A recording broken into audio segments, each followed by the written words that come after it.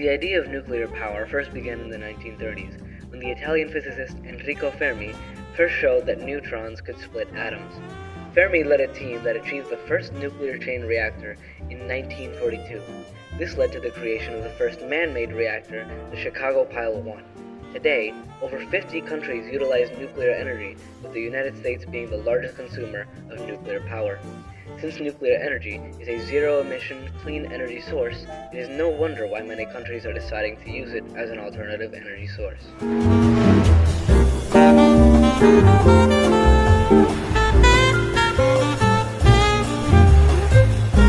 In the mid-1950s, the United States wanted to incorporate nuclear energy as a part of their energy plan and show that nuclear energy could produce electricity for commercial use.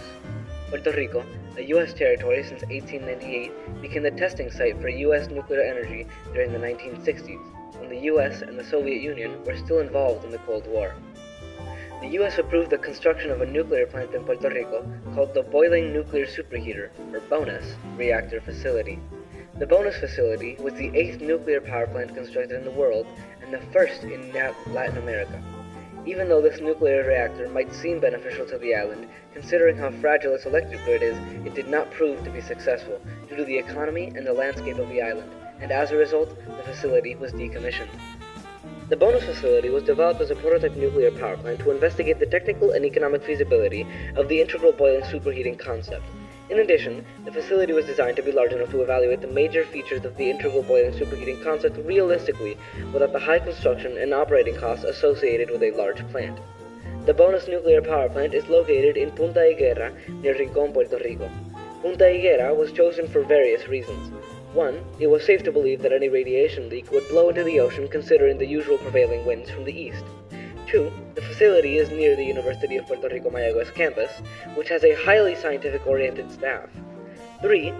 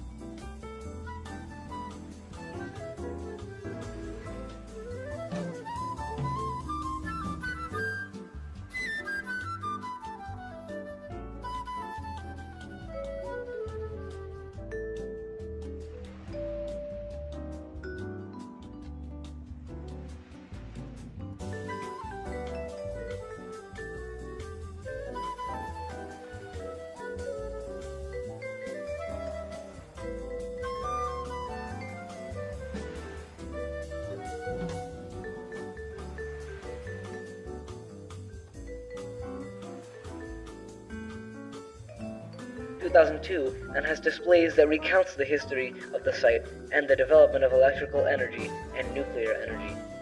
In 2003, the Department of Energy completed an environmental assessment that indicated, quote, no unacceptable risks to human health or environment if the first floor is used as a museum, end quote. Even though this assessment reassured the public that the museum is safe to visit, it only takes into consideration the safety of one specific part of the building and not the entire facility. Even though the nuclear plant was decommissioned, it might still pose a threat to the environment and our health nowadays. As mentioned earlier, the location of the bonus plant poses various risks to the site itself. Bonus has a high degree of exposure to natural disasters, like a storm surge, due to its proximity to the ocean and the coast. However, the 2003 environmental assessment noted that the facility, quote, has weathered multiple earthquakes and hurricanes without major damage, end quote, and that, quote, the physical characteristics of residual radioactive materials at the facility would preclude releases to the environment, even in the event of structural damage to the facility, end quote.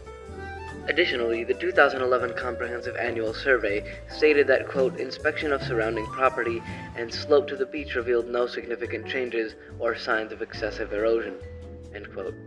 Even though these assessments might sound reassuring, neither of them took into consideration the possibility of an earthquake of magnitude 7 or higher.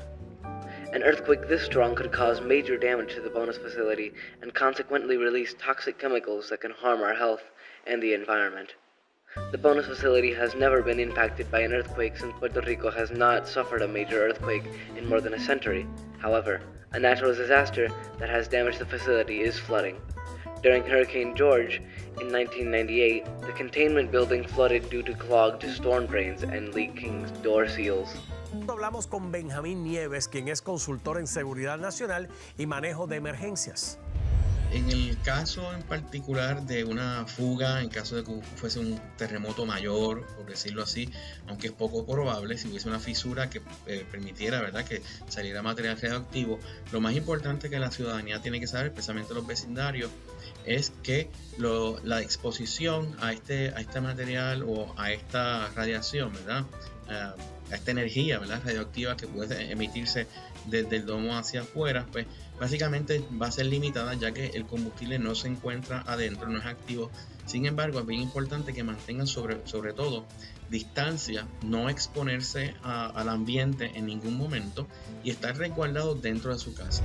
Another reason why nuclear power plants such as the bonus facility should not be used in Puerto Rico is because it could significantly affect its population and natural resources. Denise Marquez Labron, a member of the House of Representatives of Puerto Rico, stated that, quote, proposing a nuclear power operation is an environmental and ecological crime that threatens also against the security of the inhabitants of this country, end quote. Many other people against nuclear energy in Puerto Rico suggest that we avoid using nuclear energy and instead turn to other green resources, such as solar energy, wind energy, hydropower, among others, especially somewhere that is not a tsunami zone. Those in favor of nuclear energy in Puerto Rico, however, believe that it is an alternative energy source for the island, which is currently extremely reliant on imported fossil fuels. Puerto Rico generates 90% of its electricity from imported fossil fuels and experiences outages 12 times higher than the US average. So by turning to nuclear energy, it would actually help reduce power outages as well as fossil fuel emissions. In addition, nuclear energy would also help the integrated resource plan by completing the intermittency of renewable power sources with zero-emission baseload power generation. The last major reason for the support of nuclear energy in the island is that the production of energy would be cheaper than the proposed natural gas generation from gas units, and how the technology has evolved enough to withstand Puerto Rico's weather. In conclusion, the bonus nuclear power plant might have seemed like a great idea that could have benefited Puerto Rico, but due to the plant's location and the island's economy, the reactor failed, and now serves as a reminder of what could go wrong if another nuclear plant were to be established in the island. As mentioned earlier, the idea of nuclear energy is still alive today, so it is important to take everything from the pros and cons of nuclear energy and how they affect the population and environment to the economy and resources to maintain the plants working into consideration before actually establishing nuclear energy in Puerto Rico.